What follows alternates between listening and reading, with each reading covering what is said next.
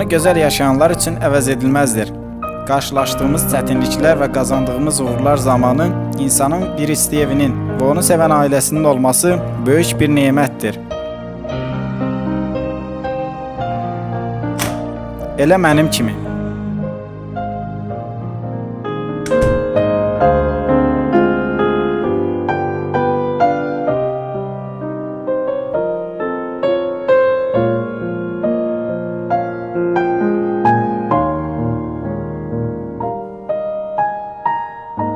Mənim ailəm cəmi 6 nəfərdən ibarətdir. Atam. Ailəmizin başçısı kimi hər zaman bizim üçün rahat həyat şəraitinin qurulmasına çalışır.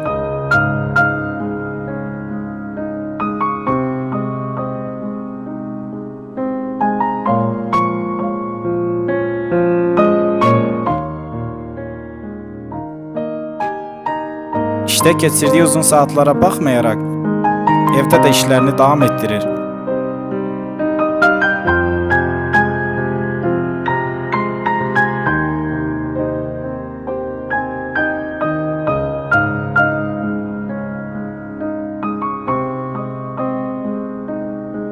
Amma onun bu çalışqanlığı bəzən bizi bir-birimizdən uzaqlaşdırır.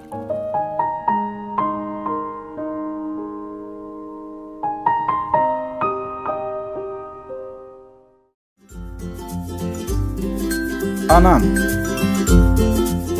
Hər zaman ailəmizin qayğısında qalan, bizə nəvaziş göstərən mehriban və güləriz anam. Amma təəssüf ki, onun ev işlərinə, yeməklərə və telefonda danışdığı rəfiqələrə ayırdığı zaman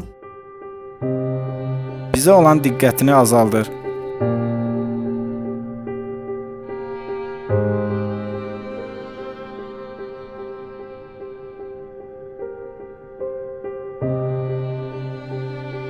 Hətta bəzən deyiləcək sevincli xəbərlərin önündə əngəl kimi dayanır.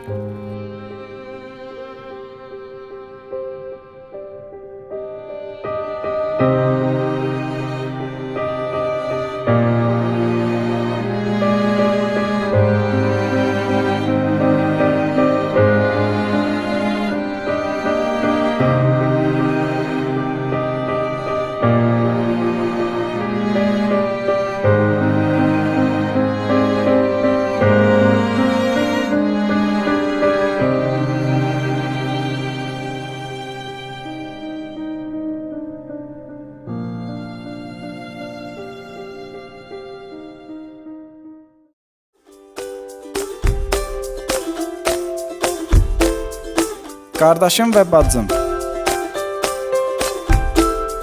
Birlikdə oyun oynadığımız, parka gedərək əyləndiyimiz günlər artıq keçmişdə qalıb. Onlar ali məktəbə daxil olmaq ərəfəsindədir.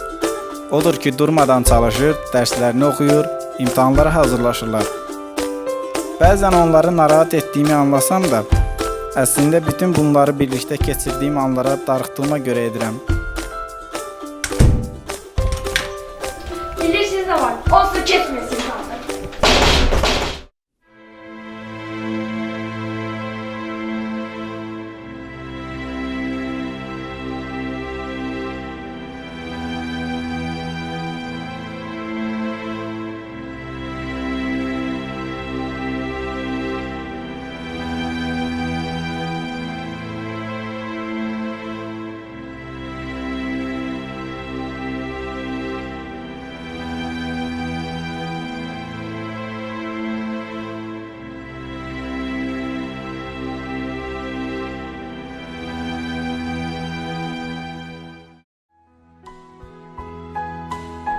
Mənim cəfakeş və cəsur babam. Onun döyüşlərdəki qəhrəmanlıq hekayələrinə qulaq asandan sonra məndən gələcəkdə kim olacağımı soruşanlara mən də babam kimi olacağam deyirəm. Son vaxtlar ailəmizdə baş verənlər artıq onu da dəyişməyə başlayıb. Babam uzun müddətdir ki, televizorda izlədiyi gündəlik xəbərlər və baxdığı seriallardan mənimlə danışmağı azaldıb.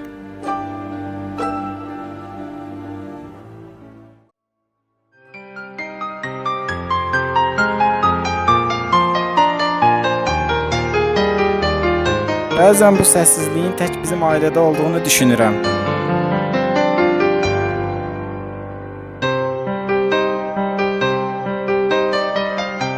Lakin evimizə gələn qonaqların necəsi sualından sonra Wi-Fi-ın kodu neçədir sualını verməsindən anlayıram ki, bu heç də belə deyil.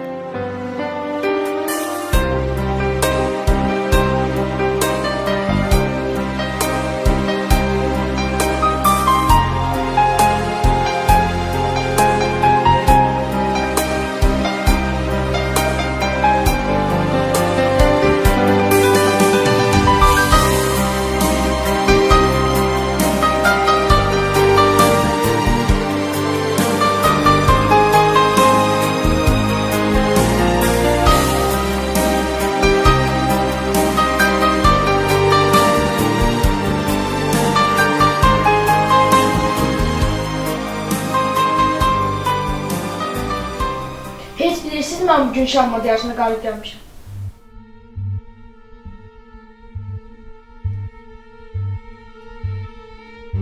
Hər birimizin həyatında müstəsna yer tutan, onun ayrılmaz parçasına çevrilən texnoloji avadanlıqlar müxtəlif sahələrdə bizə öz istəklərimizə asanlıqla çatmaq üçün geniş imkanlar yaradır.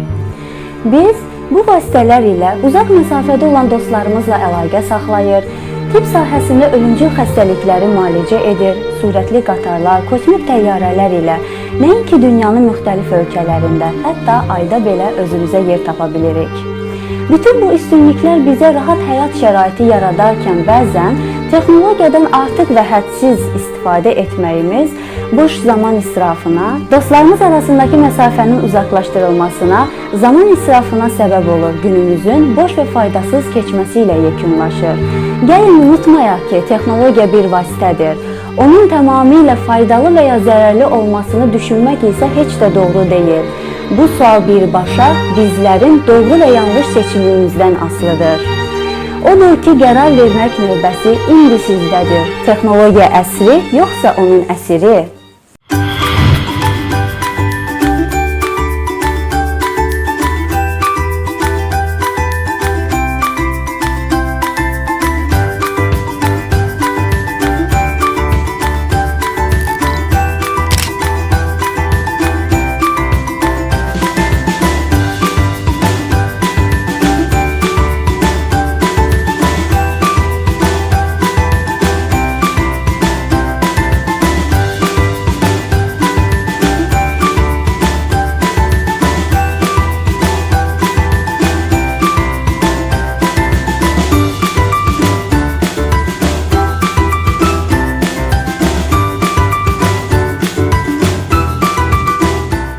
Texnologiya əsri, yoxsa onun əsiri?